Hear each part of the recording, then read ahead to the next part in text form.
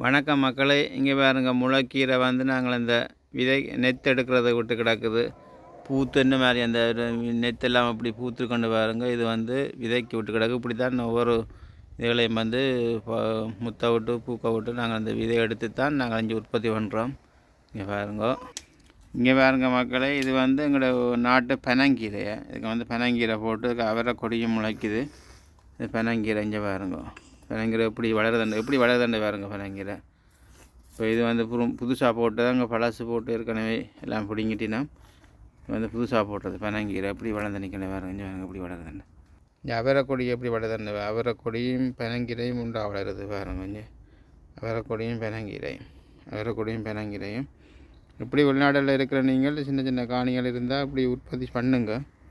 நல்லது, பிள்ளைகளுக்கு நல்லது. பிள்ளைகள் இந்த இயற்கை மரக்கறிகளை கொடுக்கலாம்.